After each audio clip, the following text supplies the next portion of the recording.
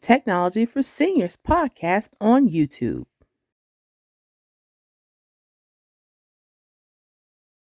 Hey, everybody, just a quick intro. These are previously aired episodes that aired on Research Shows podcast.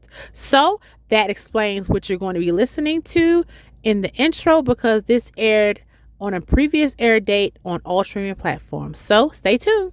Hey everybody, don't forget that the only reason why you're even viewing this video is because of my reoccurring guest, Dr.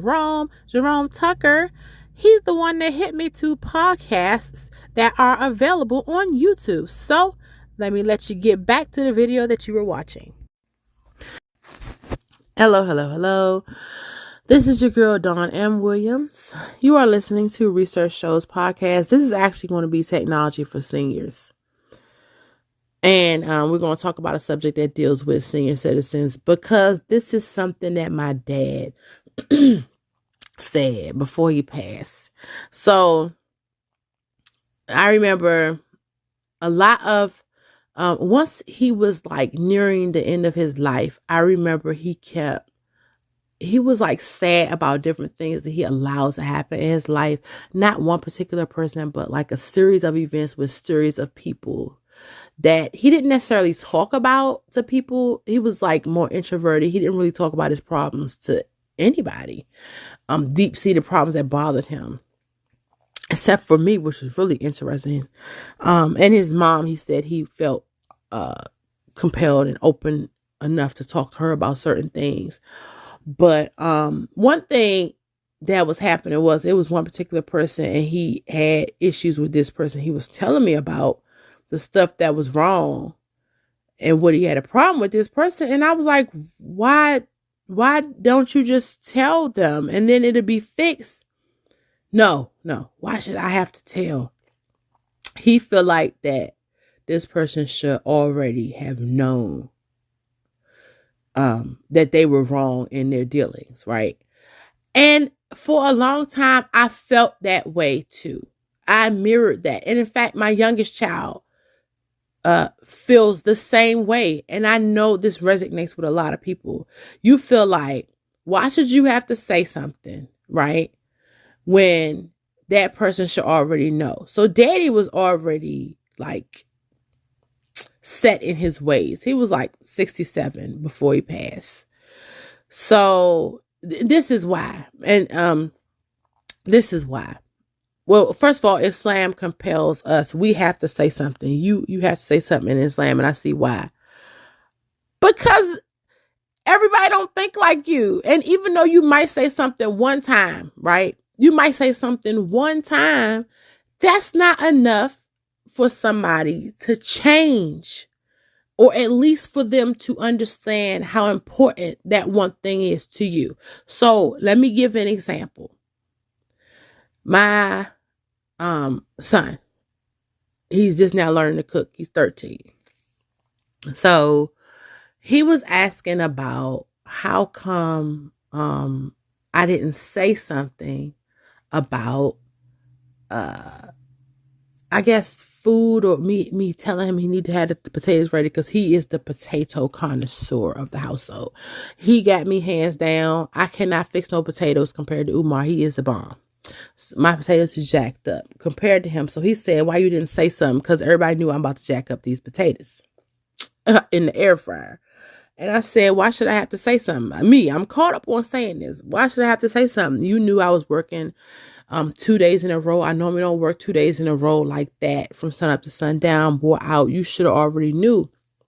And then I had to catch myself. I said, you know what, Umar? I said, remember how you kept saying you shouldn't have to say nothing in regards to, he had his issues with somebody and he was like, he don't feel as though he should have to say anything. I said, but you should. I said, because you're somebody with good intentions. Umar in general has good intentions. So I know he's not doing stuff to run game.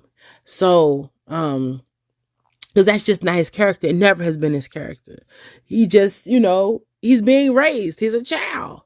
So I was saying, you see how I have to say something to get you like conditioned to understanding how to take other people's stuff into consideration. You see, I said, you're going to have to always say something because People don't know what you're thinking.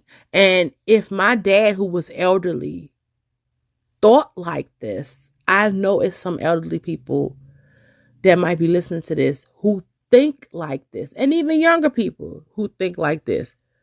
People can't read your mind, even if they did some craziness, right? Like maybe they lied on you, right? In your face, and your face is frowned up, and you don't say nothing. They might even think that what they did was wrong, right? In the eyes of quote unquote morality or ethics. But really, in their brain, they're thinking they didn't do nothing wrong because they're solving a problem. Bullies, in my opinion, they solve problems by any means necessary. So even though solving the problem may have involved lying, they solved it by lying. And therefore, if you're a casualty of solving that problem, then so be it. But if you don't say nothing, they feel as though that their way of solving problems is okay in your eyes. You always have to say something. Now, you don't always have to be around that person. Like, you don't always have to be like, oh, I have to be friends with them. I have to go out with them. No. But whenever they grace your presence, you have to check them each and every time they bring you a move. It ain't no exception. And I don't care if you wasn't doing it in the beginning. If you wasn't doing it in the beginning, that's cool.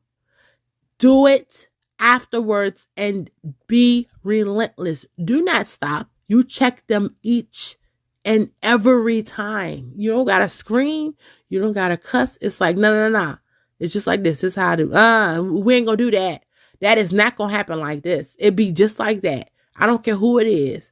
If it's your spouse, if it's your child, if it's your parent, if it's a client, if it's your doctor, whoever it is, you have to say something each and every time. There is importance in this. And I just wanted to share that. These episodes normally hinge on technology and all that different kind of stuff, but sometimes an episode that deals with technology for seniors is dedicated strictly for seniors. And I just had a thought in regards to my dad. So please stay tuned. This is a short episode. Stay tuned. We're going to take a quick commercial break and then we're going to exit out. How long ago was that? When did you start the VV show? 2 years ago. Oh, wow. So you was 9. Yes, ma'am. I'm just so inspired. Oh my goodness.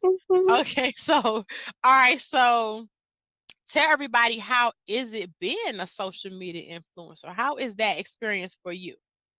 It's actually been so amazing because I like to, inspire people, especially at a young age that I am. And I want to inspire like kids that's my age or younger, and also like some adults as well, so they can inspire their kids to, I wouldn't say be like me, but be like like like positivity, like have positivity and be positive, not like don't be negative.